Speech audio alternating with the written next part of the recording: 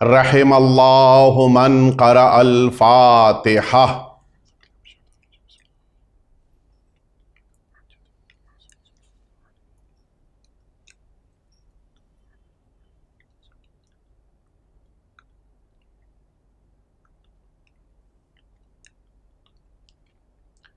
لا حول ولا قوة الا باللہ العلی العظیم۔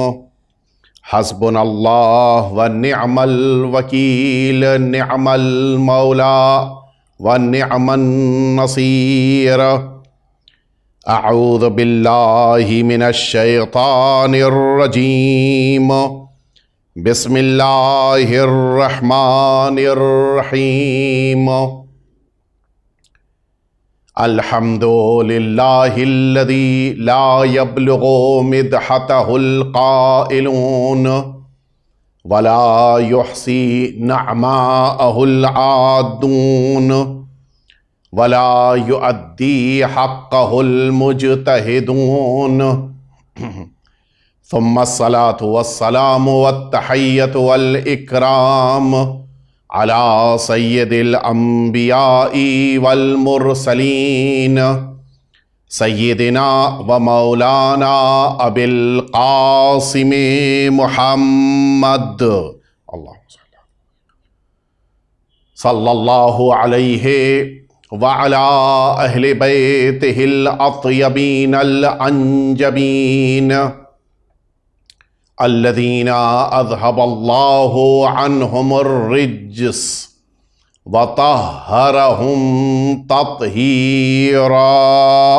اللہم صلی علی لا سیما الامام المبین بقیت اللہ فی الارضین، واللعنۃ الدائمۃ الباقیۃ علی اعدائہم اجمعین۔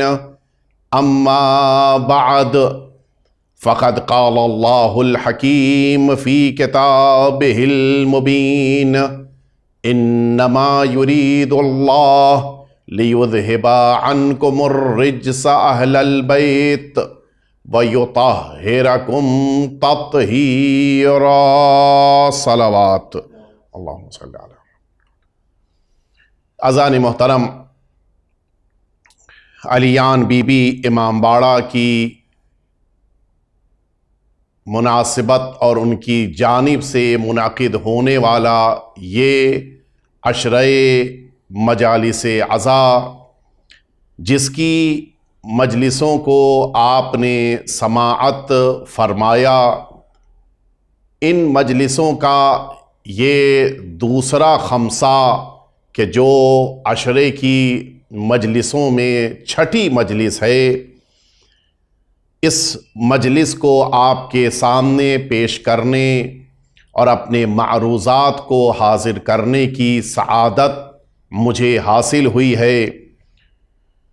یہ مجلس عزا جن مرحومین کے ایصال ثواب کے طور پر منعقد ہو رہی ہیں، ان میں سے آج جس مرحوم کے لیے ایصال ثواب کرنا ہے وہ مرحومہ شمیم بیگم بنت سید موسیٰ رضا اور مرحومہ شمع بیگم بنت سید موسیٰ رضا۔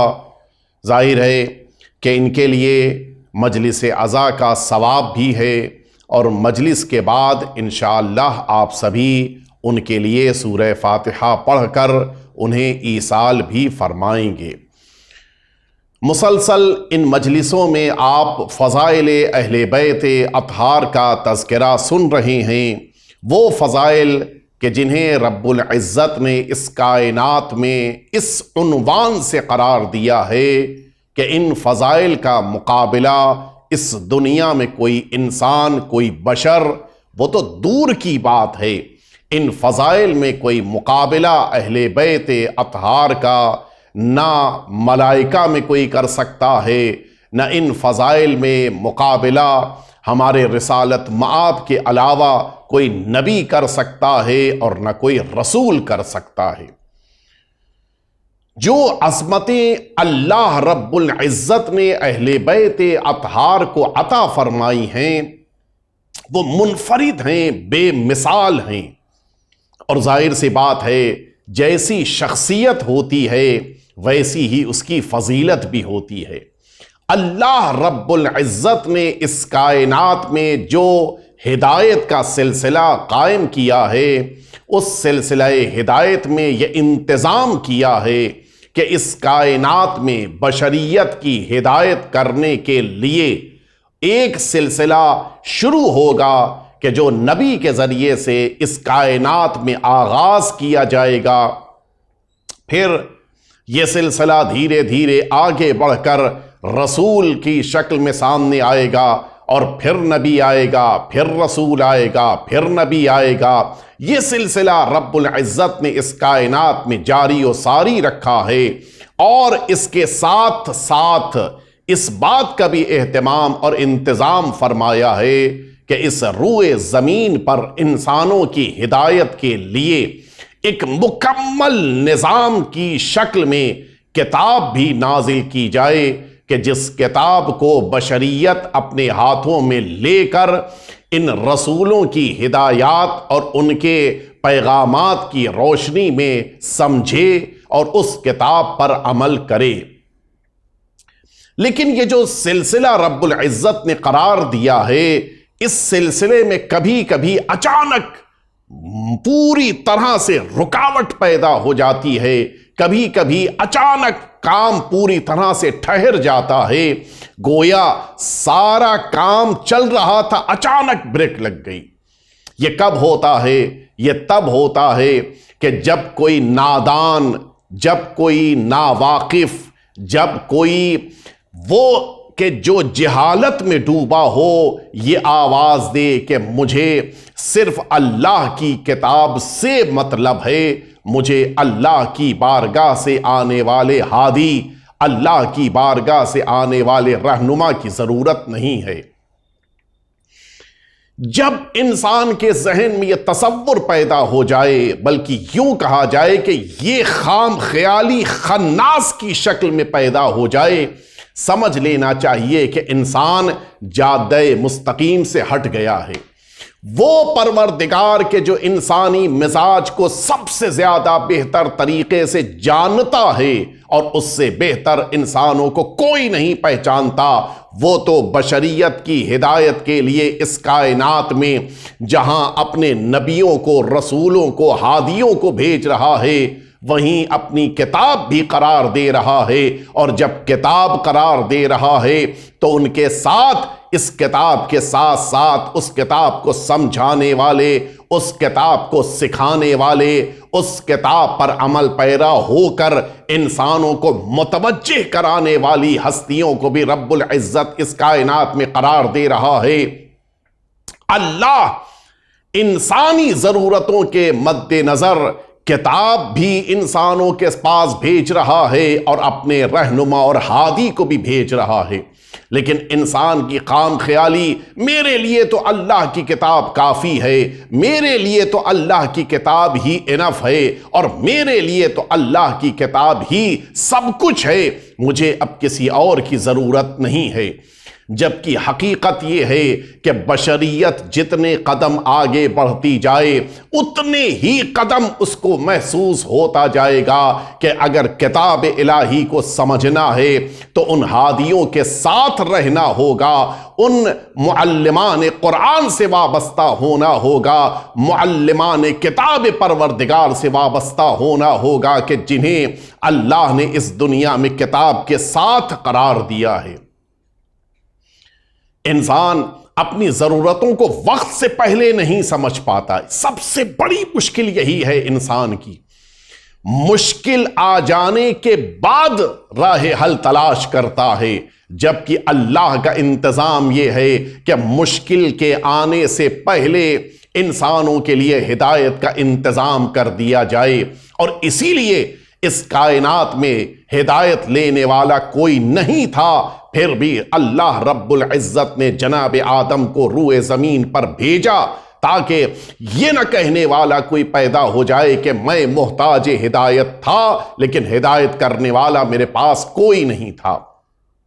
اللہ نے انتظام کیا، آدم روئے زمین پہ تب آئے ہیں جب ہدایت لینے والا کوئی نہیں ہے. یعنی نظام کائنات میں اللہ نے یہ رکھا خاص طور پر کہ ہدایت کا دینے والا پہلے آئے گا، ہدایت کے لینے والے بعد میں آئیں گے. اور اسی لیے اگر آپ غور کریں، بالکل اسی مفہوم کو ادا کرنے والی آیے شریفہ قرآن مجید سورہ مائدہ، ارشاد رب العزت ہے کہ پروردگار آواز دے رہا ہے 15ویں آیے شریفہ میں کہ قد جاءکم من اللہ نور و کتاب مبین. بے شک اللہ کی طرف سے دو چیزیں، ایک نور آیا ہے اور ایک مبین کتاب، روشن کتاب، کھلی ہوئی کتاب. آپ غور تو فرمائیں، اللہ نے اپنی کتاب قرآن مجید کو مبین کہا ہے، اللہ نے اپنی کتاب کو کھلی ہوئی کتاب، روشن کتاب قرار دیا ہے. لیکن اس کے باوجود ترتیب یہ رکھی ہے کہ کتاب پروردگار بعد میں ہے، نور پہلے ہے. اس ترتیب کو اللہ نے اس آیے شریفہ میں اس لیے قرار دیا ہے تاکہ انسانی ذہن متوجہ ہو جائیں کہ جس موقع کے اوپر خدا کی بارگاہ سے آنا شروع ہوگا، کتاب آئے گی، لیکن اس کتاب کے آنے سے پہلے لوگوں کے درمیان یہ نور ضرور آ چکا ہوگا. یعنی نور آئے گا اور پھر اس کے بعد انتظار شروع ہوگا تاکہ کتاب پروردگار بھی انسانوں تک پہنچ جائے. یعنی اس روئے زمین پر ایک وقت ایسا ہوگا کہ جب نور ہوگا لیکن کتاب نہیں ہوگی. لیکن یہ کبھی نہیں ہو سکتا کہ کتاب تو ہو لیکن نور نہ پایا جاتا ہو. کتاب سے پہلے نور ہے، کتاب کے ساتھ بھی نور ہے، اور کتاب کے ساتھ رہنے والا بھی یہ نور ہے. یہ نہیں ہو سکتا کہ کتاب سے پہلے بھی نور، کتاب کے ساتھ بھی نور، اور پھر بعد میں صرف کتاب رہ جائے، نور نہ رہ جائے. یہ ممکن نہیں ہے. اللہ نے انتظام کیا ہے.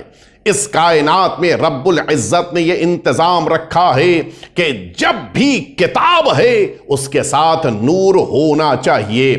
اسی لیے انسانوں کو کسی بھی کتاب کے پڑھنے کے لیے لائٹ کی ضرورت ہے. بغیر روشنی کے کوئی کتاب نہیں پڑھ سکتا.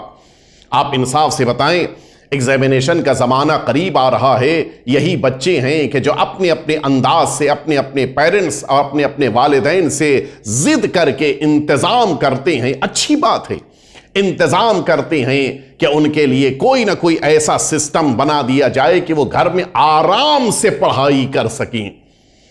کیا کیا جائے؟ بہترین ٹیبل بنا دی گئی، اچھی سی اچھی کرسی ان کے لیے تیار کر دی گئی، ان کے لیے ریک بنا دیا گیا تاکہ اس میں اپنی بکس کو رکھ سکیں. خود چیئر کے اوپر آرام دہ گدی لگا دی گئی، پیچھے ٹیک لگانے کا بھی انتظام کر دیا گیا. ٹیبل کی ہائٹ بھی اتنی ہے تاکہ بچہ آرام سے بیٹھ کے پڑھائی کر سکے، اور ساتھ ہی ساتھ ایک ٹیبل لیمپ بھی لا کر دے دیا گیا، اور اس کے بلب کو بھی خاص طور پہ چیک کر لیا گیا کہ بہت زیادہ لائٹ نہیں ہونی چاہیے اور اتنی کم بھی لائٹ نہ ہو کہ کتاب نہ پڑھی جائے. اب یہ بچہ ہے کہ جو ٹیبل کے اوپر بیٹھ کر بڑے آرام کے ساتھ، بڑے سکون کے ساتھ اپنی کتاب کو پڑھ رہا ہے. ایگزامینیشن کی تیاری چل رہی ہے، ہر ایک دیکھ رہا ہے کہ یہ بچہ امتحان کی تیاری میں مصروف ہے. ایک دن آپ گھر میں داخل ہوئے، آپ نے یہ دیکھا کہ یہی بچہ ہے کہ جو اپنی کتاب کو سامنے لیے بیٹھا ہے، پین بھی رکھا ہوا ہے، نوٹ بک بھی موجود ہے، کرسی بھی صحیح سالم ہے، ٹیبل بھی اچھی طرح سے رکھی ہوئی ہے، سارا پوری طرح سے سسٹم صحیح ہے، لیکن بچہ بیٹھ کر پڑھائی نہیں کر رہا ہے. پہلا سوال یہ ذہن میں پیدا ہوگا کہ بتاؤ بیٹا، تم اس کتاب کو جو تمہارے پاس موجود ہے کیوں نہیں پڑھ رہے ہو؟ کیا جواب ملا؟ بچے نے برجستہ کہا کہ ڈیڈی آپ کو نہیں پتا ہے، آج میں اس لیے کتاب نہیں پڑھ پا رہا ہوں کہ اس بلب میں کہ جو اس لیمپ میں لگا ہے، اس ٹیبل لیمپ میں لگا ہوا ہے، اس بلب تک جو الیکٹرکسٹی پہنچتی ہے وہ الیکٹرکسٹی پہنچانے والا وائر خراب ہو گیا ہے۔ نتیجے میں بلب کو نہ صرف یہ کہ الیکٹرکسٹی نہیں مل پا رہی ہے بلکہ یہ بلب لوگوں کو روشنی نہیں دے پا رہا ہے۔ اب نتیجہ یہ ہے کتاب موجود ہے، ٹیبل موجود ہے، بچہ موجود ہے، اس کا ذہن بھی پوری طرح سے پڑھنے کے لیے آمادہ ہے، نوٹ بک بھی موجود ہے، پین بھی موجود، ساری چیزیں ہونے کے باوجود یہ بچہ پڑھائی نہیں کر پا رہا ہے۔ کیوں؟ بھائی تمہارے پاس تو کتاب موجود ہے، کتاب تو تمہارے لیے کافی ہونی چاہیے، لیکن یہ بچہ جواب دے گا کہ اس کتاب کو بغیر روشنی کے، بغیر لائٹ کے نہیں پڑھا جا سکتا ہے۔ بس مجھے جملہ کہنے دیجئے، یہ جس بک کو پڑھنے جا رہا تھا وہ شاید میتھس کی بک رہی ہوگی، شاید جیوگرافی کی بک رہی ہوگی، شاید ہو سکتا ہے سائنس کی بک رہی ہو، شاید سائیکولوجی کی بک رہی ہو۔ یہ بچہ جس بک کو پڑھنا چاہ رہا تھا وہ تو وہی تھی کہ جو کامن لوگ، نارمل لوگ پڑھتے ہیں، لیکن یہ بچہ اس بنا پر نہیں پڑھ پا رہا ہے کہ اس کو لائٹ نہیں مل رہی ہے۔ حقیقت یہ ہے کہ جب یہ ناقص کتاب ناقص نور کے بغیر پڑھی نہیں جا سکتی ہے تو اب ذرا انصاف سے بتائیں، جس کتاب کو اللہ نے کامل بنایا ہے، جس کتاب کو اللہ نے ساری کتابوں کے لیے ناسخ کرنے والی کتاب بنایا ہے، جس کتاب کو قیامت تک رہنا ہے، اس کامل کتاب کے لیے کامل نور کا ہونا کتنا ضروری ہے۔ ناقص نور کے بغیر ناقص کتاب نہیں پڑھی جا سکتی ہے، اسی طرح سے کامل نور کے بغیر کامل کتاب بھی نہیں پڑھی جا سکتی ہے۔ ایک دفعہ مل جل کے صلوات بھیج دیں آپ۔ حقیقت یہ ہے کتاب پروردگار کو پڑھنے کے لیے انسان کے پاس نور ہونا چاہیے۔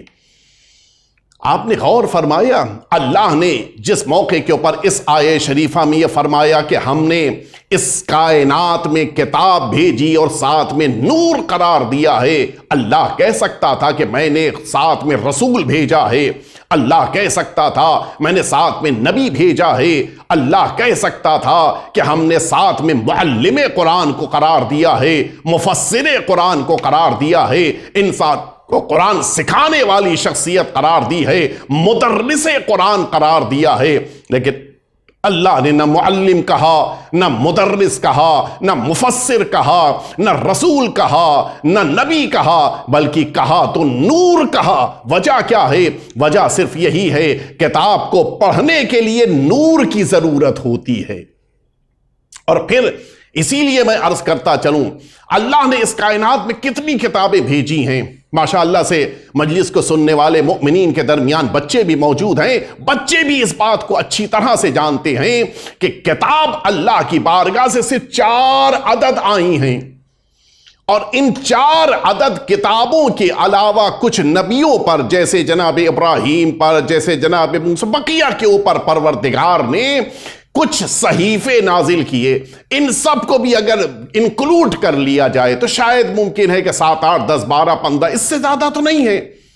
خدا را اتنی بڑی کائنات ہے، اتنی بڑی کائنات میں لوگوں کے لیے بس 12، 15 ہی اتنی ہی کتابیں کیوں، اتنے ہی صحیفے کیوں؟ آواز قدرت آئے گی کہ ہم نے انتظام یہ کیا ہے کہ کتاب ایک ہوگی، لیکن اس کتاب کو سمجھانے کے لیے، اس کتاب پہ عمل کر کے لوگوں کو بتانے کے لیے سلسلہ قائم کیا جائے گا۔ ایک رسول اس دنیا میں کتاب لے کے آیا، اس نے اس کتاب کو دنیا والوں کے سامنے پیش کیا، ایک مدت گزاری، اس کے بعد دنیا سے وہ رخصت ہو گیا، اس کے بعد نبیوں کا سلسلہ شروع ہوا۔ اب ان نبیوں کا کام یہ ہے کہ اسی گزشتہ نبی، گزشتہ رسول کی لائی ہوئی کتاب کو لوگوں کے درمیان عمل کر کے دکھائیں، لوگوں کو بتائیں۔ یہ سلسلہ جاری و ساری رہے گا یہاں تک کہ پھر ایک اور رسول آئے اور انہوں نے ایک نئی کتاب کو امت کے سامنے پیش کیا۔ اور پھر وہ جب رخصت ہوئے پھر نبیوں کا سلسلہ شروع ہوا، اور پھر یہ نبی اس گزشتہ نبی اور رسول کی لائی ہوئی کتاب کے مطابق عمل کر کے لوگوں کو بتاتے جائیں گے۔ یہ سلسلہ جاری رہے گا، ایک کتاب آئے گی، پھر انبیاء کا ایک سلسلہ ہوگا، پھر دوسری کتاب آئے گی، پھر انبیاء کا سلسلہ جو عمل کر کے دکھائیں۔ پروردگار جب منسوخ کتابوں کے لیے تو نے نبیوں کا ایک سلسلہ برقرار رکھا ہے، قائم رکھا ہے، تو جو ناسخ کتاب قرآن مجید ہے کیا اس کے لیے یہ سلسلہ قائم نہیں رہے گا؟ کیا یہ طریقہ کار بدل جائے گا؟ کیا یہ صورتحال سامنے نہیں آئے گی؟ آواز قدرت آئے گی کہ میں نے وہاں بھی انتظام کیا ہے، آؤ میرے رسول کی بارگاہ میں آؤ۔ جب رسول دنیا سے جا رہے ہیں تو آواز دے رہے ہیں انی تارکن فیکم الثقلین کتاب اللہ وعطرتی اہل بیتی، میں تمہارے درمیان دو گراں قدر چیزیں چھوڑ کے جا رہا ہوں، ایک قرآن مجید ہے جو کتاب پروردگار ہے، اور ایک میری عطرت ہے کہ جو اس قرآن مجید کو سکھانے والے نور کی شکل میں ہیں۔ مل جل کے صلوات بھیج دیں آپ حضرات۔ یہ سلسلہ اس کائنات میں باقی رہے گا جب تک روئے زمین پر کلام پروردگار کتاب پروردگار ہے، تب تک اس کتاب کو سکھانے والی ذات، اس کتاب کو پڑھانے والی ذات، اس کتاب کو لوگوں کے درمیان تفسیر کرنے والی ذات ہونی چاہیے۔ صرف عربی سمجھ لینے کی بنا پر انسان یہ سوچے کہ کلام پروردگار کو تو میں پڑھ سکتا ہوں، یہ انسان کی خام خیالی ہے۔ انگریزی جاننے والے افراد بھی گھر میں کتاب موجود ہے کہ جو میڈیکل سائنس کی ہے، جس میں ساری بیماریوں سے متعلق لکھا ہوا ہے، اور لکھا ہوا ہے کہ ہر بیماری کے لیے کون کون سی دوا دینی ہے۔ اس کے باوجود انگریزی کا ماہر انسان اس کتاب کے ہونے کے باوجود بیمار ہو جانے پر دوڑ کے ڈاکٹر کے پاس جائے گا۔ کیوں؟ کتاب تو تمہارے پاس موجود ہے۔ کہا کتاب کا ہونا اور ہوتا ہے، کتاب کا سمجھنا اور ہوتا ہے۔ کتاب پروردگار کو بھی اسی طرح سے وہ شخصیتیں چاہیے کہ جن شخصیتوں کی بنا پر انسان اس کتاب پروردگار کو سمجھ سکے۔ ورنہ دنیا میں آئے تو بہت سے لوگ دعویٰ کرنے والے کہ قرآن مجید ہماری کتاب ہے، ہم قرآن مجید کو جانتے ہیں، لیکن کون جان سکتا ہے؟ میں عرض کروں آپ کی خدمت میں، آپ نے دیکھا ہوگا دو ورڈز یوز کیے جاتے ہیں، دو لفظ استعمال کیے جاتے ہیں۔ ان دونوں ورڈز کو پہلے میں کلیئر کر دوں اور اس کے بعد پھر اپنی بات کی طرف آپ کو لے کے آؤں۔ آپ نے دیکھا ہوگا جب کسی ملک کی جنگ ہو رہی ہو پڑوسی ملک سے، تو ظاہر ہے کہ جب سرحدیں ملتی ہیں تو زبانیں بھی ملتی ہیں۔ جب سرحدوں کے اوپر کھڑا ہوا کوئی فوجی اپنے ہیڈ کوارٹر کوئی پیغام بھیجنا چاہے گا تو وہ پیغام کیسے بھیجے گا؟ مثلا میں ایک مثال دوں، مثلا جس موقع کے اوپر جنگ ہو رہی ہو اور اس جنگ میں مثلا ایسے دو ملک ہیں کہ جن دونوں ملکوں کی زبان انگریزی ہے، اب اگر یہ بارڈر پہ کھڑا ہوا فوجی اپنے ہیڈ کوارٹر یہ لکھ کر بھیجے کہ اب میرے پاس لوگوں کی تعداد، ساتھیوں کی تعداد، فوجیوں کی تعداد، اسلحہ سب کم ہو چکا ہے، وہ لکھ کر بھیجے، ہیڈ کوارٹر تو بعد میں پہنچے گا، سامنے کھڑی ہوئی فوج تک پہلے خبر پہنچ جائے گی۔ ظاہر ہے کہ یہ میسیجز آج کی دنیا میں سب کو مل جاتے ہیں، وہ فوراً میسیج مل جائے گا اور پھر اٹیک ہو جائے گا، اور یہ انسان تو پھر بچ ہی نہیں سکتا ہے، یہ تو مارا جائے گا۔ کیا کیا جائے؟ اب یہاں پر وہ دو ورڈز یوز کیے جاتے ہیں۔ یہ فوجی اپنے ہیڈ کوارٹر کچھ اگر پیغام لکھ کر بھیجے گا تو وہ کوڈ ورڈز میں لکھے گا، جن کوڈ ورڈز کو سامنے کھڑی ہوئی فوج نہیں سمجھ سکتی، ان کے اپنے مخصوص کوڈ ورڈز ہوتے ہیں۔ اچھا، یہ کوڈ ورڈز بھی خود ہی بنائے جاتے ہیں، ایسا نہیں ہو سکتا کہ پوری دنیا میں ایک ہی کوڈ ورڈ ہو، نتیجے میں سامنے والی فوج کو بھی پتا چل جائے کہ کیا پیغام بھیجا جا رہا ہے ہیڈ کوارٹر، ان کو نہیں پتا چل پائے گا، میسج ملے گا وہ سمجھ نہیں پائیں گے۔ نتیجہ کیا ہوتا ہے؟ نتیجہ یہ ہوتا ہے کہ اس سرحد پر کھڑے ہوئے اکیلے فوجی کو ہیڈ کوارٹر سے پھر مدد مل جاتی ہے اور یہ کامیاب ہو جاتا ہے۔ اچھا ٹھیک ہے، اب یہ دوسرا ورڈ، اب یہ جب میسج نکلا یہاں سے اس فوجی کی طرف سے ہیڈ کوارٹر میسج آیا، ہیڈ کوارٹر کو بھی تو نہیں سمجھنا چاہیے جب وہ کوڈ ورڈ ہے، جب وہ دوسرے لوگ نہیں سمجھ رہے ہیں تو ہیڈ کوارٹر میں بیٹھے ہوئے انسان کو بھی نہیں سمجھنا چاہیے۔ اب ادھر سے جو جواب آئے گا، وہ جو جواب آیا اس کو کیسے سمجھ میں آئے گا؟ اس لیے کہ ہیڈ کوارٹر نے تو کوڈ ورڈ استعمال کیا ہے، نہ ہیڈ کوارٹر تک جب میسج آیا ان کو سمجھ میں آنا چاہیے، نہ جب ادھر سے ادھر میسج گیا تو ان کو سمجھ میں آنا چاہیے۔ لیکن عجیب صورتحال ہے، دنیا میں کوئی نہیں سمجھ رہا ہے، لیکن سرحد پہ کھڑا ہوا فوجی سمجھ رہا ہے کہ ہیڈ کوارٹر سے کیا میسج آیا ہے، اور اس کی طرف سے جانے والے میسج کو ہیڈ کوارٹر میں سمجھا جا رہا ہے کہ کیا میسج بھیجا گیا ہے۔ کیوں؟ وہ دوسرا ورڈ یہاں پر استعمال ہوتا ہے۔ یہ جو میسج آتا ہے کوڈ ورڈ کی شکل میں، اس کو اگر فوجی تک پہنچایا جائے تو وہ بھی، اور اگر ہیڈ کوارٹر پہنچایا جائے تو وہ بھی، یہ میسج کو اس لیے سمجھ لیتے ہیں کہ وہ اس میسج کو ڈی کوڈ کر لیتے ہیں۔ ڈی کوڈ کرنا کسے کہتے ہیں؟ کوڈ ورڈز کو عام زبان میں، لوگوں کی سمجھنے والی زبان میں منتقل کر دینا، یہ ڈی کوڈ کرنا کہلاتا ہے۔ آخر کیا وجہ ہے کہ فوجی کی بات کو ہیڈ کوارٹر والے سمجھ گئے، ہیڈ کوارٹر والوں کی بات کو فوجی سمجھ گیا؟ کیوں ایسا ہے کہ ڈی کوڈ یہی کر پائے، سامنے والے کیوں نہیں ڈی کوڈ کر پائے؟ کہا اس کی ایک وجہ ہے۔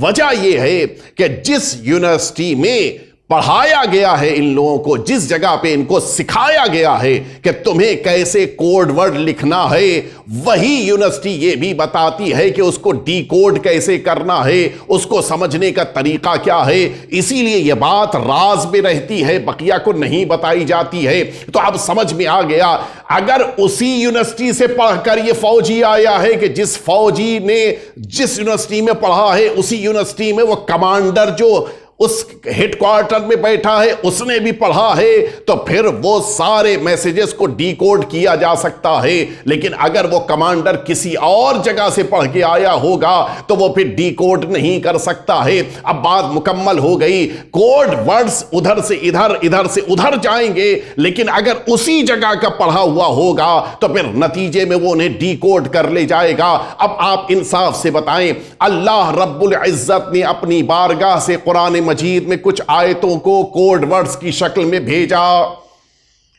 کہاں بھیجا؟ پہلے اب آپ سن لیجئے، سورہ الحمد جیسے ہی ہم نے مکمل کیا وَلَضَّالِّينَ، اب ہم اگلے سورے کی طرف بڑھے، بسم اللہ الرحمن الرحیم۔ سورہ بقرہ نے پہلی آیت کا اعلان کیا اور پھر اس کے فوراً بعد پہ کیا جملہ ملا؟ الف لام میم۔ آپ ساری دنیا میں موجود قرآن مجید، جس بھی زبان میں قرآن مجید ہو، آپ اس قرآن مجید کو اٹھا کر دیکھ لیجئے، آپ کو کہیں بھی اس الف لام میم کا ٹرانسلیشن نہیں ملے گا۔ جس نے بھی لکھا ہے وہ الف لام میم کے نیچے الف لام میم ہی لکھا ہے۔ انگریزی میں ٹرانسلیشن دیکھ لیے، وہ بھی الف لام میم لکھا ہے۔ ترکی زبان میں دیکھ لیے، وہ بھی الف لام میم لکھا ہے۔ پرشین میں دیکھ لیے، وہ بھی الف لام میم لکھا ہے۔ اردو زبان میں دیکھ لیے، وہ بھی ساری زبانوں میں الف لام میم لکھا ہے۔ کیوں؟ کہا انسان نے اعلان کیا کہ یہ وہ کوڈ ورڈز ہیں کہ جنہیں ہم نہیں جانتے ہیں۔ کاف ہا یا عین صاد، کون جانتا ہے کہ اس کے کیا معنی ہے؟ یاسین، کون جانتا ہے کہ اس کے کیا معنی ہے؟ طٰہٰ، کون جانتا ہے کہ اس کے کیا معنی ہے؟ یہ سارے کوڈ ورڈز قرآن مجید نے متعدد جگہوں کے اوپر استعمال کیے۔ بشریت نے ہاتھ کھینچ لیا کہ ہم تو نہیں جانتے ہیں، اس لیے کہ کوڈ ورڈز کو ڈی کوڈ کرنا ہمارے لیے ممکن نہیں ہے۔ اب آپ ذرا سوچیں، سارے انسان پیچھے ہٹ رہے ہیں کہ ہمیں ان کوڈ ورڈز کے بارے میں کوئی علم نہیں ہے۔ اب اگر کوئی ممبر پہ بیٹھ کر بتا دے کہ الف لام میم کے کیا معنی ہے، اگر کوئی ممبر پہ بیٹھ کر یہ اعلان کرے کہ کاف ہا یا عین صاد کے کیا معنی ہے، اگر کوئی ممبر پہ بیٹھ کر بتائے کہ یاسین سے مراد پیغمبر اکرم ہے، اگر کوئی ممبر پہ بیٹھ کر بتائے کہ صاد سے مراد کون ہے، اگر کوئی ممبر پہ بیٹھ کر بتائے کہ طٰہٰ سے مراد پیغمبر اکرم ہے، تو اب مجھے کہنے دیجئے یہ منبر پہ بیٹھ کر ان سارے کوڈ ورڈز کو ڈی کوڈ کرنے والی ذات وہی ہوگی کہ جو اس بارگاہ سے پڑھ کر آئی ہو، کہ جس بارگاہ سے کوڈ ورڈز آ رہے ہیں، بس جملہ مکمل ہو گیا۔ قرآن 14 صدیاں بیت جانے کے باوجود آج تک بشریت نہ سمجھ پائی، جبکہ اس کی آیتوں کو اہل بیت اطہار نے سمجھا کر بتا دیا، تم نے دنیا میں علم حاصل کیا ہے، ہم اللہ کی بارگاہ سے علم لے کر آئے ہیں۔ ایک دفعہ مل جل کے صلوات بھیج دیں آپ حضرات۔ ہم اسی لیے قرآن مجید کو بغیر اہل بیت اطہار کے نہیں سمجھ سکتے ہیں۔ یہ خام خیالی ہے، انسان کے ذہن کا خناس ہے کہ ہم تو قرآن ماشاءاللہ سے عربی زبان اتنے سال ہم نے پڑھی ہے عربی، کہ ہم قرآن نہیں سمجھ سکتے ہیں۔ نہیں، قرآن مجید تبھی سمجھ میں آئے گا کہ جب اس قرآن مجید کو اہل بیت اطہار سے پڑھا جائے۔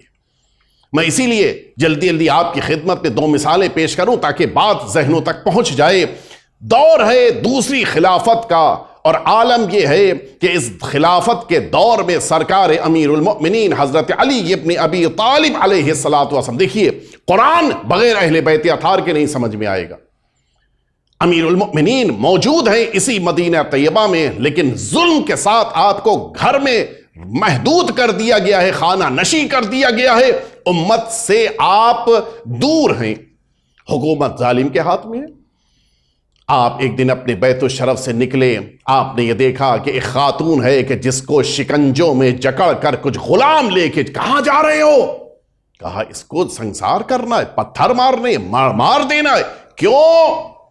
اس کی وجہ یہ ہے کہ اس کے ہسبینڈ نے اس کے لیے ایک شکایت کی ہے گورنمنٹ کے پاس، حکومت کے پاس، کہ ابھی شادی کو 6 مہینے گزرے تھے کہ ماشاءاللہ سے برکت ہو گئی، 6 مہینے کے اندر ولادت ہو گئی۔ اس کے معنی یہ ہے کہ اس خاتون نے شادی سے پہلے کوئی ایسا جرم کیا تھا کہ جس کی بنا پہ 6 مہینے کے بعد یعنی 9 مہینے مکمل ہوئے، اور یہ ظلم چونکہ زوجہ کی طرف سے ہوا لہذا شوہر نے آبجیکشن کیا ہے، اور حاکم صاحب بھی ماشاءاللہ سے انہوں نے بھی فیصلہ سنا دیا ہے کہ اب اس کو سنسار کر دیا جائے اس لیے کہ اس نے جرم کیا ہے۔ اچھا انسان دیکھیں، کسی سے مسند کا چھین لینا آسان ہوتا ہے، لیکن علم کا چھیننا ممکن نہیں ہوتا۔ نالج آ جائے یہ تو پاسبل نہیں ہے۔ جہالت کا یہ عالم ہے کہ انہوں نے کہہ دیا کہ اس کو سنسار کر دیا جائے، اور یہ غلام لے کے جا رہے ہیں کہ سنسار کر دیا جائے۔ مولا نے کہا اچھا یہی جرم ہے؟ کہاں کہ اس کو واپس لے جاؤ، اس کی ساری رسیوں کو کھولو، واپس لے کے جاؤ، اس لیے کہ اس نے جرم کیا ہی نہیں ہے۔ آپ کیا کہہ رہے ہیں پتا ہے؟ کہا میں ذمہ دار ہوں اس کا، جو میں کہہ رہا ہوں اس کا میں ذمہ دار ہوں۔ مولا وہ خاتون لے کے جس موقع کے اوپر غلام پہنچے، تم لوگ واپس کیوں لے کے آ گئے؟ کہا اس لیے کہ امیر المؤمنین علی نے راستے میں روک دیا اور ہم سب کو یہ لے کے واپس آنا پڑا۔ مولا نے اس موقع کے اوپر دربار میں پہنچ چکے ہیں، سارا مجمع دربار میں بیٹھا ہے۔ ظاہر ہے کہ یہ سب اپنے کو مستنڈے سمجھتے تھے، پڑھا لکھا سمجھتے تھے، اور یہ کیوں کسی سلسلے میں پیچھے ہٹنے والے۔ آواز دی کہ علی کیا آپ نے کہا ہے کہ اس خاتون کو سنسار نہ کیا جائے؟ ہاں میں نے کہا ہے۔ کس بنا پہ کہا ہے؟ کہا اس بنا پہ کہ اگر یہ خاتون تمہارا دامن تھام لے اور کہے کہ میرے اور تمہارے درمیان قرآن ہے، اور پھر قرآن کے مقابل میں تمہیں کھڑا کر دیا جائے، تم محکوم ہو جاؤ گے، تمہارے پاس جواب نہیں ہے۔ کیا کہہ رہے ہیں؟ آپ کو پتا ہے؟ کہ میں جو کہہ رہا ہوں اس کا میں ذمہ دار ہوں۔ کہ آپ کو قرآن سے بتانا ہوگا، اس لیے کہ آپ نے کہا کہ قرآن کو لے کے یہ خاتون کھڑی ہو جائے، تو قرآن سے آپ کو بتانا ہوگا کہ یہ خاتون مجرم نہیں ہے، اس نے خطا نہیں کی ہے۔ آپ غور کر رہے ہیں، یہ وہ گروہ ہے کہ جس کا دعویٰ ہے کہ ہمارے لیے کتاب پروردگار کافی ہے۔ اس گروہ کے سامنے سرکار امیر المؤمنین نے آواز دی کہ اما تقرؤون القرآن، کیا تم قرآن نہیں پڑھتے ہو؟ یہ جملہ تھا کہ جو بالکل گویا بم بن کے گرا۔ کیا کہہ رہے ہیں؟ ہم سے زیادہ قرآن کون پڑھتا ہے؟ ہم تو ماشاءاللہ سے ماہ مبارک رمضان میں پورا قرآن کھڑے کھڑے ختم کر دیتے ہیں، ہم سے زیادہ کون قرآن جانتا ہے؟ مولا نے کہا کہ کیا تم نے قرآن مجید میں سورہ احقاف کی وہ آیہ شریفہ 15ویں نہیں پڑھی کہ وَحَمْلُهُ وَفِصَالُهُ 30 شہرا؟ قرآن مجید کہہ رہا ہے کہ ماں اور بچے کے درمیان جدائی جو رہے گی، ساتھ رہے گا، وہ 30 مہینے کا ہے، اس کے بعد جدائی ہو جائے گی۔ کہاں قرآن میں تو ہے؟ کہ میں دوسری آیت پیش کیے دیتا ہوں کہ سورہ بقرہ آیت نمبر 233 کے والوالدات یرضعن اولادہن حولین کاملین، کہ ماں اپنے بچے کو پورے 2 سال تک دودھ پلا سکتی ہے۔ کہاں یہ قرآن مجید کی آیت ہے؟ کہ یہ بتاؤ کہ 30 مہینے تک ماں بچے کا ساتھ ہے، اور قرآن کہہ رہا ہے کہ 2 سال تک دودھ پلانا ہے۔ 2 سال میں کتنے مہینے ہوتے ہیں؟ کہ 24 منتھس، 24 مہینے ہوتے ہیں۔ کا 30 میں سے اگر 24 کو مائنس کر دیا جائے، منہا کر دیں، تو کتنا بچے گا؟ کہ وہاں پہ تو 6 مہینہ بچے گا۔ کہ یہ 6 مہینے قرآن کی نگاہ میں وہ کم ترین مدت ہے کہ جس مدت میں یہ بچہ اپنی ماں کے شکم میں رہ سکتا ہے۔ کہ جملہ سننا تھا کہ سارے مجمع میں سناٹا چھا گیا۔ آپ نے کچھ غور فرمایا؟ اگر امیر المؤمنین قرآن مجید کی تفسیر، قرآن مجید کی شرح کو لوگوں کے سامنے نہ پیش کرتے تو وہ بچہ زندگی بھر نہ صرف یہ کہ ناجائز سمجھا جاتا بلکہ سوسائٹی میں اس کو کوئی عزت نہ دیتا۔ اگر امیر المؤمنین قرآن مجید کی آیتوں کو نہ پیش کرتے تو یہ خاتون سنسار کر دی جاتی، بے جرم و خطا۔ بس مجھے جملہ کہنے دیجئے، اگر قرآن مجید کو اہل بیت اطہار سے جدا کر دیا جائے تو نہ ماؤں کی عزت باقی بچے گی، نہ بچوں کو اس معاشرے میں کوئی مقام مل پائے گا۔ ایک دفعہ مل جل کے صلوات بھیج دیں آپ۔ اہل بیت اطہار سے اگر قرآن مجید کو دور کر دیا جائے تو نہ قرآن سمجھ میں آئے گا، نہ ہی اس قرآن مجید کو انسان اپنی زندگی میں اختیار کر سکتا ہے۔ اسی لیے ہمیں کوشش نہیں بلکہ ہمیں واجب شکل میں قرآن کو اہل بیت اطہار سے سیکھنا ہے۔ میں جلدی سے ایک اور واقعہ عرض کر دوں تاکہ تاریخ انسانیت اور بشریت متوجہ ہو جائے کہ کس طرح سے اہل بیت اطہار اور قرآن جب ایک ساتھ ہوتے ہیں تب حقیقتیں سامنے آتی ہیں۔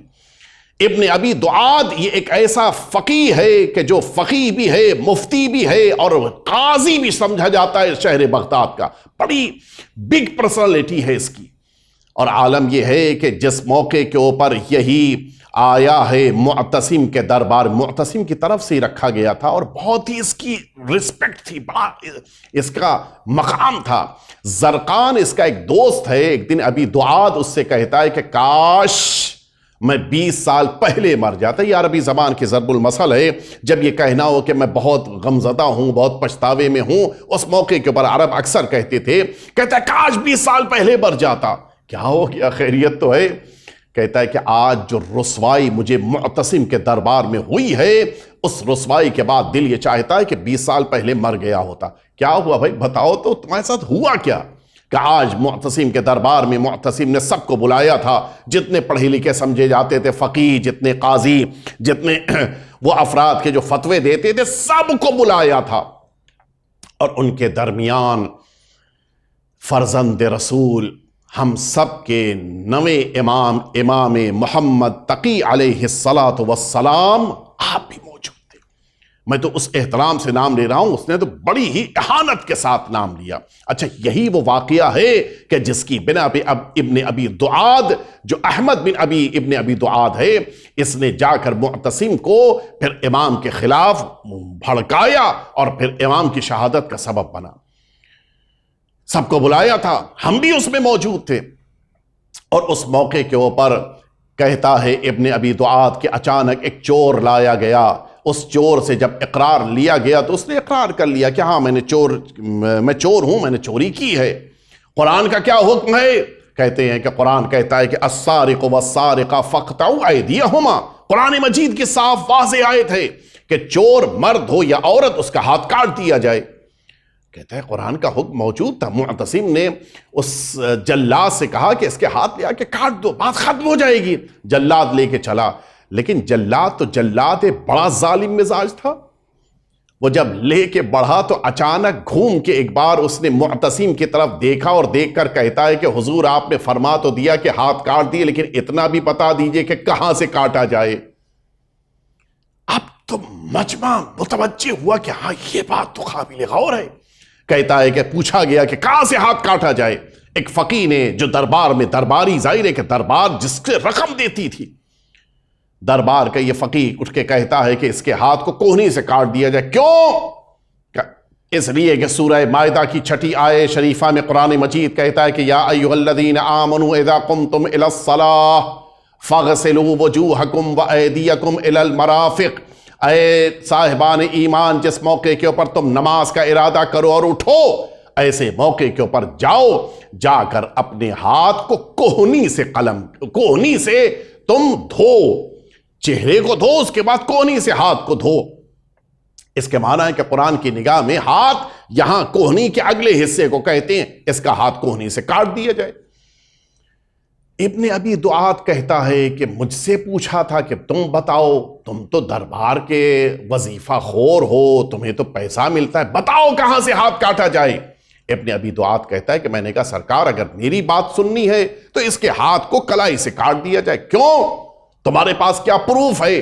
کہتا ہے کہ قرآن مجید اسی سورہ مائدہ کی 6 آیت شریفہ میں کہتا ہے کہ فَإِن لَمْ تَجِدُوا مَاءً فَتَيَمَّمُوا صَعِيدًا طَيِّبًا فَامْسَحُوا بِوُجُوهِكُمْ وَأَيْدِيكُمْ۔ قرآن مجید وہاں پہ کہہ رہا ہے کہ تم سب اپنے ہاتھ اور اپنے چہرے کا مسح کرو، اور سب جانتے ہیں کہ جس موقع کے اوپر تیمم کرتے وقت انسان ہاتھ کا مسح کرتا ہے وہ کلائی سے آگے کے حصے پہ مسح کرتا ہے، یعنی قرآن کی نگاہ میں کلائی سے آگے کا جو حصہ ہے وہ ہاتھ ہے، لہٰذا اسے کاٹ دیا جائے۔ کہتا ہے یہاں تک تو سب کچھ ٹھیک ٹھاک چل رہا تھا، اس لیے کہ بہرحال مجھے عزت مل رہی تھی، لیکن اچانک معتصم نے گھوم کر پوچھ لیا فرزند رسول سے، آپ فرمائیے آپ کیا فرماتے ہیں کہ اس کا ہاتھ کہاں سے کاٹا جائے؟ اچھا مولا، آپ تو جانتے ہیں کہ 90 امام کی عمر بھی اس وقت کم ہے، سب سے کم سن امام ہیں کہ جو درجہ شہادت پر فائز ہوئے، آپ اس دربار میں موجود، اور جب آپ سے پوچھا گیا، مولا نے کہا تمہارے یہ درباری وظیفہ خوروں نے کہہ دیا بس بات کافی ہے، ختم کرو، کہ نہیں آپ بتائیے کہاں سے ہاتھ کاٹا جائے۔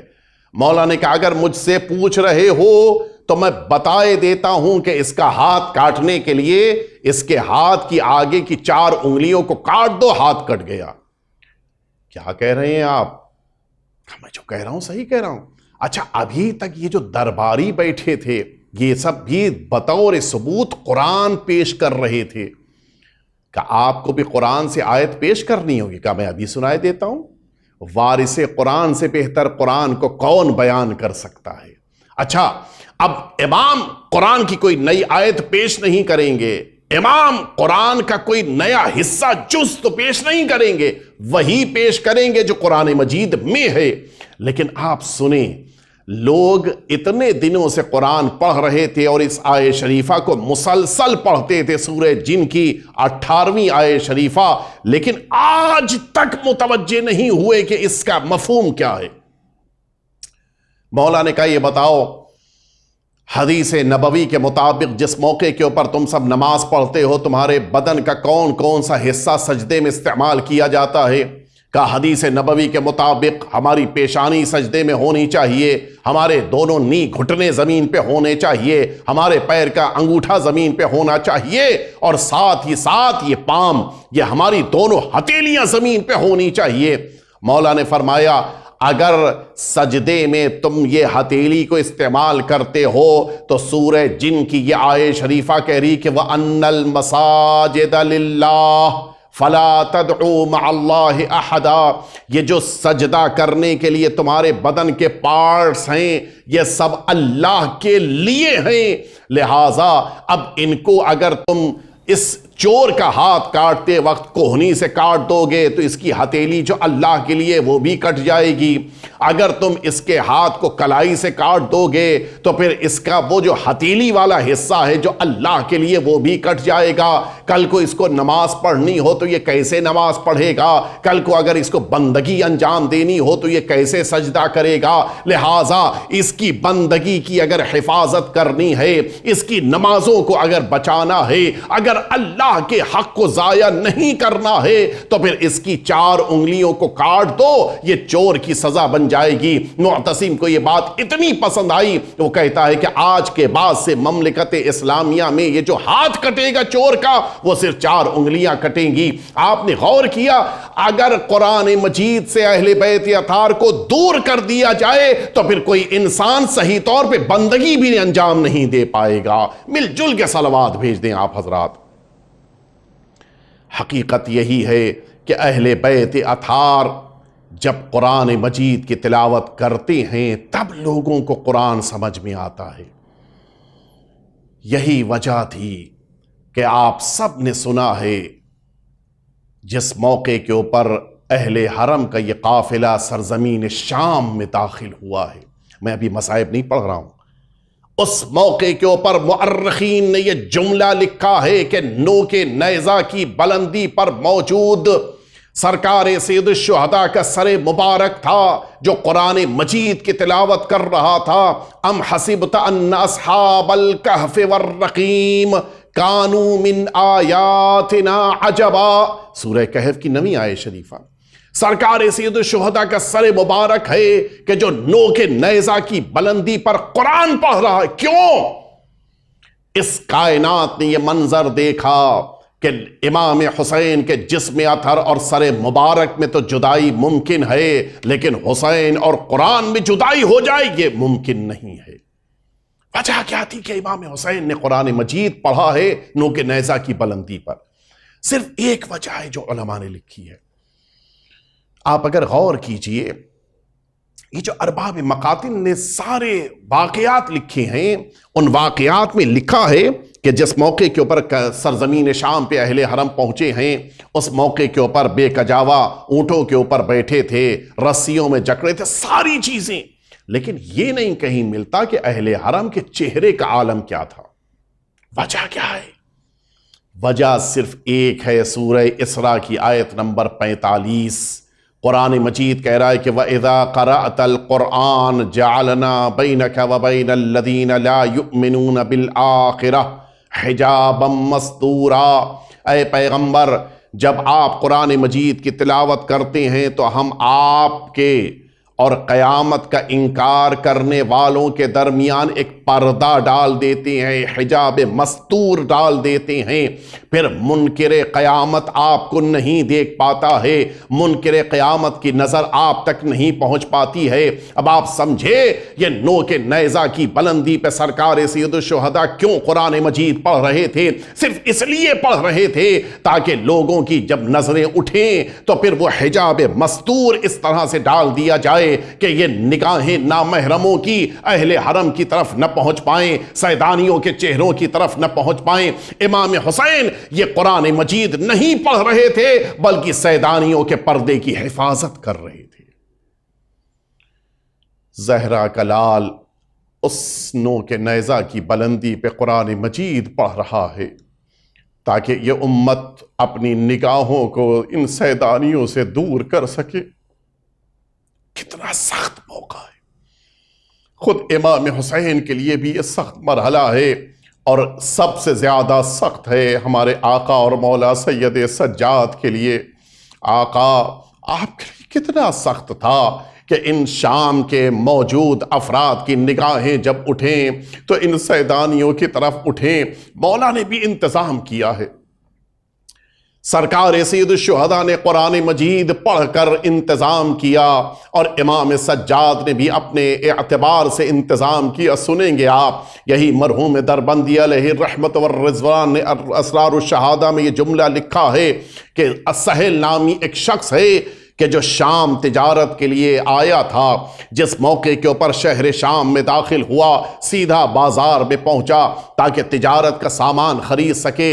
کہتا ہے کہ جیسے ہی میں بازار میں داخل ہوا، باب الساعات کی طرف میں بڑھا، میں نے دیکھا کہ آج بازار کی رونق ہی کچھ اور ہے، ساری دکانوں کو سجایا گیا ہے، اور عالم یہ ہے کہ ساری دکانوں کے باہر دکاندار کھڑے ہوئے ہیں، شہر کی آئینہ بندی کی گئی ہے تاکہ اونچائیوں کے اوپر بلندیوں کے اوپر بیٹھی ہوئی ان عورتوں کو بھی نیچے کے سارے حالات کی خبر ملتی رہے۔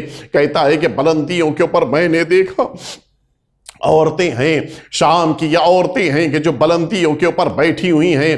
کہتا ہے کہ میں نے لوگوں سے پوچھا یہ کیا ہو گیا ہے؟ کہتا ہے کہ کسی نے مجھ کو بتایا کہ معاذ اللہ ایک خارجیوں کا قافلہ ہے کہ جنہوں نے حکومت کے خلاف معاذ اللہ بغاوت کی تھی، آج ان سب کے سروں کو لایا جا رہا ہے اور اسی کی خوشی میں سارے بازار میں رونق ہے. کہتا ہے کہ مجھے تو کچھ سمجھ میں نہیں آ رہا تھا، میں بھی اسی مجمع کا حصہ بن کے سب سے آگے جا کے کھڑا ہو گیا. میں نے اچانک دیکھنا شروع کیا وہ جو باب الساعات بازار کا داخلے کا حصہ تھا، اچانک وہاں سے اونٹوں کی گھنٹیوں کی آوازیں آنی شروع ہو گئیں. میں سمجھ گیا کہ وہ قافلہ آ رہا ہے. کہتا ہے کہ میں نے دیکھا کہ کچھ اونٹ ہیں جن کے اوپر نہ اماریاں ہیں نہ جن کے اوپر کوئی محمل ہے، اور ان کے اوپر خواتین کو بٹھایا گیا ہے، اور ان کے بغل میں ساتھ ساتھ نیزوں کے اوپر کچھ سر ہیں کہ جن سروں کو لے کے اس بازار میں داخل ہو رہے ہیں. کہتا ہے کہ میں نے اب جو دیکھا منظر یہ دکھائی دیا کہ آگے آگے ایک نوجوان چل رہا ہے کہ جس کا حال یہ ہے کہ اس کے گلے میں خاردار طوق ہے، ان کے پیروں میں زنجیریں پڑی ہوئی ہیں اور کمر میں لنگر ہے. سنیں گے آپ، خاردار طوق کا کام یہ ہوتا ہے کہ اس میں طوق میں کوئی کیلیں لگی ہوتی ہیں. اگر انسان اپنی گردن کو ہلاتا ہے یہ کیلیں اس کے گلے میں چبھنے لگتی ہیں، اور اس لنگر کا کام یہ ہوتا ہے کہ اتنے وزنی ہوتے ہیں کہ پورے وجود کو پیچھے کی طرف کھینچ رہے ہوتے ہیں. انسان اگر آگے بڑھنا چاہے تو یہ لنگر پیچھے کی طرف کھینچتا ہے، خود بخود انسان کی کمر جھک جاتی ہے. کہتا ہے کہ میں نے دیکھا کہ وہ نوجوان ہے جس کی کمر جھکی ہوئی ہے وہ آگے آگے چل رہا تھا. میں کہتا ہے سہیل کہ میں نے خود کو اس نوجوان تک پہنچایا. میں نے پوچھا بتاؤ تم لوگ کون ہو، کہاں سے آئے ہو؟ اس نے اسی عالم میں سر جھکا ہوا ہے. اس نے مجھ سے یہ جملہ پوچھا کہ کیا تم نے آیہ تطہیر پڑھی ہے؟ کہتا ہے کہ آیہ تطہیر تو میں جانتا ہوں لیکن اس کا آپ سے کیا تعلق ہے؟ آیہ تطہیر کا رشتہ تو حسین سے ہے، آیہ تطہیر کا رشتہ تو مدینے میں موجود حسین کے گھر والوں سے ہے، اس سے آپ کا کیا رشتہ ہے؟ بس یہ جملہ سننا تھا. سہیل کہتا ہے کہ اس نوجوان نے اپنے سر کو آہستہ سے اٹھایا اور اٹھانے کے بعد کہا کہ سہیل تو نہیں جانتا جس حسین کا تو نے نام لیا ہے وہ دیکھو نوک نیزہ کی بلندی کے اوپر اسی حسین کا سر دکھائی دے رہا ہے. تم دیکھو اس ناقے کے اوپر جو خواتین بیٹھی ہیں ان میں کوئی حسین کی بہن ہے، ان میں کوئی حسین کی زوجہ ہے، ان میں کوئی حسین کی بیٹی ہے. اور اس کے بعد امام فرماتے ہیں میں اسی حسین کا بیٹا سید سجاد ہوں. سہیل کہتا ہے کہ بس یہ جملہ سننا تھا کہ میں زمین پہ گر کے بے ہوش ہو گیا. کچھ دیر کے بعد جب مجھے ہوش آیا قافلہ آگے جا چکا تھا، میں نے جلدی جلدی وہاں تک خود کو پہنچایا. میں نے فرمایا مولا میں تو آپ کو نہیں پہچانتا تھا، مولا بتائیے کوئی خدمت میرے لیے جو میں آپ کے لیے انجام دے سکوں. مولا فرماتے ہیں عندک الدراہم یا سہیل، اے سہیل کیا تمہارے پاس کچھ رقم موجود ہے؟ کہتا ہے ہاں میں تجارت کرنے کے لیے کچھ رقم لے کے آیا تھا. فرمائیے کیا خدمت کر سکتا ہوں؟ مولا فرماتے ہیں کہ اے سہیل اس رقم کو لے کے جاؤ ان نیزہ برداروں کو دے دو اور ان سے کہو کہ ناکوں کے ساتھ چلنے کے بجائے یہ آگے چلنے لگ جائیں اور ناکوں سے خود کو دور کر لیں. سہیل کہتا ہے کہ میں گیا ان نیزہ برداروں کو رقم دی تاکہ یہ آگے بڑھ جائیں. کہا ان سارے کاموں کو کرنے کے بعد ان سارے نیزہ برداروں کو میں نے آگے بڑھا دیا اور میں واپس پلٹا پھر آیا اپنے امام کے پاس.